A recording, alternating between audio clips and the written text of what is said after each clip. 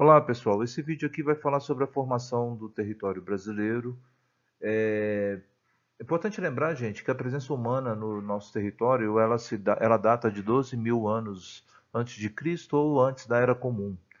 Essas populações foram se organizando e acabaram formando grupos étnicos, né, nações indígenas que vão ocupar boa parte do nosso país antes da chegada dos europeus. É importante lembrar que essas nações, né, ou seja, um grupo de pessoas que ocupa o território e que tem uma cultura própria, eles possuem uma tradição oral. A gente não tem tanta informação desses povos, uma vez que eles não escreviam, né, não tinha uma tradição, não tinha escrita, né? Esses povos viviam basicamente da caça, da pesca e da agricultura, principalmente da mandioca, do amendoim e de alguns outros produtos que eram cultivados nas aldeias que eles viviam, né? Muitas dessas nações elas eram guerreiras, ou seja, a função mesmo da existência era fazer guerra. Então, mesmo que tivesse algum tronco linguístico parecido, a principal função desses grupos era fazer guerra, era guerrear, né? Os principais troncos linguísticos, né, que ocupam, que existem no nosso país, né, são os troncos do Tupi. Aí você vai ter diversas nações, né? O Tupi-Guarani, o Tupinambá, o Tupiniquim. Você tem os Gs, né? Que são o correspondente aos Caiapós, né? O que tem aqui os que viviam aqui onde fica Brasília, né? Os Waruaques, né? Que ficam, tem a principal nação, os Tucanos. E os Caraíbas, né? Ou Caribes, né? Que são os Aparai. Importante lembrar, gente, que a vinda dos portugueses para o Brasil se dá um pouquinho antes de 1500 aí, com a assinatura de alguns documentos, né? A Bula Intercoitera, que foi assinada pelo Papa Alexandre VI em 1493, dividia o mundo entre Portugal e Espanha já. Só que essa bula não foi aceita pelos portugueses e em 1494 eles assinaram o Tratado de Tordesilhas, que passou a vigorar durante um bom tempo, durante o período colonial do Brasil, né? 1500, a esquadra de Cabral chega ao nosso território, né, ao território brasileiro. Contato com os nativos foi um contato pacífico. 1530, é importante você lembrar que de 1500 a 1530 não houve tanto interesse da coroa portuguesa com o Brasil, uma vez que a preocupação deles era fazer o comércio com as Índias, né? A própria viagem de Cabral para o Brasil foi uma viagem voltada para se chegar até as Índias, né? 1530 que começa de fato a ocupação do território da colônia, né? E também inicia o conflito com os povos nativos, né? Primeiro porque os produtos que interessavam aos portugueses, quem realizava essa extração eram os indígenas por meio do escambo, né? Algumas trocas que eles realizaram. Também tinha um outro fator de conflito, é porque havia necessidade de expandir a agricultura, né? Uma vez que começa o plantio da cana-de-açúcar, derrubava a Mata Atlântica, tirava o pau-brasil e aí começava a plantar a cana-de-açúcar, né? Esse plantio impedia os nativos de permanecerem nas suas terras, né? E também as doenças que os europeus trouxeram, né? Aí é importante lembrar que há uma discussão atualmente sobre as doenças também que os nativos passaram para os europeus, tá? Foi vice-versa, tá? Ainda não há tanto consenso, mas é importante lembrar que também havia doenças tropicais que os europeus também sofreram com relação a isso, tá? 1534, o governo português ele instaura a capitania hereditária, que eram áreas cedidas pela coroa, né, para donatários que eram nobres de Portugal, com a finalidade de melhorar a administração portuguesa aqui e garantir a posse da terra. Quem recebia essas terras tinha uma grande quantidade de obrigações perante ao rei, tá? 1549 chegam os jesuítas, né? Os jesuítas são importantes porque eles é que têm uma ligação com a educação no nosso país, né? Principalmente o padre José de Anchieta, né, que ensinava os índios, né, do litoral de São Paulo na beira da praia. Mas é importante lembrar que os jesuítas eles chegaram para catequizar, né, os índios, né? E aí diante disso houve uma aculturação, né? Ou seja, os indígenas eles foram obrigados a aprender a andar com roupa, a falar a língua portuguesa, a acreditar em um Deus único, né? isso tudo mexia muito com a tradição indígena, né, com o estilo de vida dos indígenas no Brasil. Bom, durante o século XVI, a principal atividade econômica que Portugal instalou no nosso, na colônia, né, no caso, onde que hoje é o Brasil, foi a derrubada da Mata Atlântica para a extração da madeira do pau-brasil. No lugar dessa floresta, dessa mata, eles realizaram o plantio da cana-de-açúcar.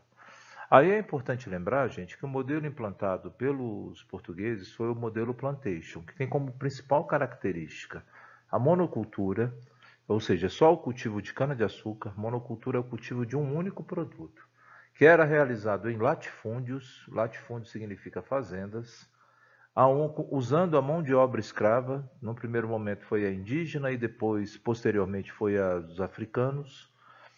E tudo que era produzido era voltado para a metrópole, no caso Portugal. Importante lembrar que esse último item tem a ver com o Pacto Colonial. O que era o Pacto Colonial? Era uma imposição que a coroa portuguesa fazia ao Brasil de que a colônia só podia fazer comércio com Portugal, ou seja, fornecia gêneros tropicais, né, fornecia matérias-primas para a metrópole, que devolvia para o Brasil, por um preço muito maior, esse produto manufaturado, né? Então você tinha o monopólio dessa exclusividade da metrópole sobre a colônia. Isso é importante porque isso molda o espaço geográfico. É a relação que há entre a história e a geografia para a compreensão desse espaço geográfico. Durante o século XVII, a cana-de-açúcar ela se expande, né? Há uma expansão dessa cultura para o litoral do Espírito Santo, Rio de Janeiro até o litoral de São Paulo. No Nordeste vai acontecer a interiorização para a criação de gado, né? No primeiro momento eles vão trazer o gado bovino, mas devido às características climáticas, né, o clima semiárido, onde você tem um grande período de estiagem, né, isso faz com que eles acabam trazendo posteriormente os caprinos, que se adaptam muito mais, né, se adaptam muito melhor essa questão climática, né. E lá, pelos padres jesuítas, vai ser utilizado a criação de missões na Amazônia, que vão futuramente, né, dar origem às cidades, né? Então, quando você fala de algumas cidades que tem na Amazônia, como Tefé, como Manaus, elas tiveram início com missões jesuíticas aí. E na questão econômica na Amazônia, era realizada a droga do sertão, né, a extração das drogas do sertão, que nada mais eram do que medicamentos, né, de como os nativos, os povos originários, eles utilizavam para curar as doenças usando a vegetação, usando a floresta, né? Então você tem essa situação aí durante o século XVII. O século XVIII é marcado pela interiorização da colônia, né? Ou seja, os bandeirantes, né, que foram os que realizavam grandes expedições pelo interior do Brasil, tanto de prospecção quanto de aprisionamento. As bandeiras de prospecção eram expedições voltadas para a retirada de ouro, procura de ouro, de pedras preciosas, né, diamante, e as de aprisionamento eram justamente para aprisionar os índios, né? Aqueles que se recusavam, né, a falar a língua portuguesa, a usar roupa, a adotar uma fé monoteísta, né? Então, aqueles que se convertiam não eram escravizados. Aqueles que ofereciam resistências, eles eram escravizados, né?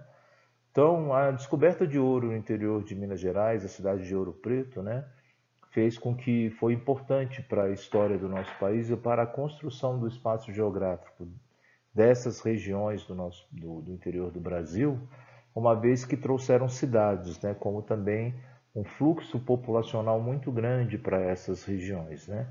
Aqui onde nós estamos em Brasília, o estado de Goiás também ele tem uma ocupação com esse período do ciclo do ouro, né? A cidade de Pirinópolis, Corumbá de Goiás, a cidade de Goiás, né? O Mato Grosso com a cidade de Cuiabá, Vila Bela da Santíssima Trindade, são cidades que tiveram uma ligação com essa parte do ouro, tá?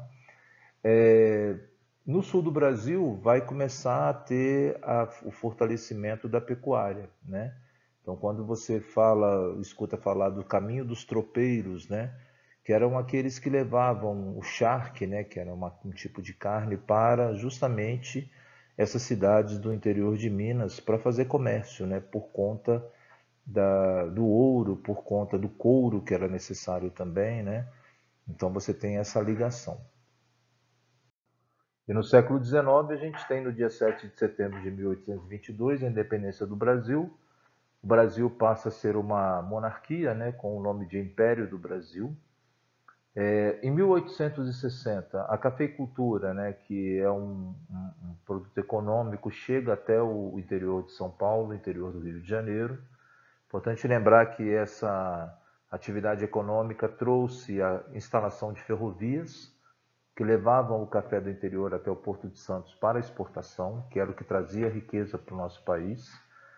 No período de 1880 vai ter o ciclo da borracha na região amazônica, principalmente em Manaus, onde movimentou muito dinheiro e foi muito importante para a população dessa região, uma vez que a cidade de Manaus era conhecida como a Paris dos Trópicos, né, por conta da importância que ela tinha devido à borracha. Em 1888, com o fim da escravidão, começa a chegada dos imigrantes europeus, né, alemães, italianos, espanhóis, e depois, posteriormente, também chegaram, já no século XX, os japoneses, né? Bom, pessoal, eu vou deixar aqui no final do vídeo alguns cards aí que vão linkar com outros módulos, com outras partes que envolvem essa formação do território brasileiro, tá? Estude bastante e qualquer coisa é só mandar o comentário, tá bom? Um abração para vocês e até loguinho!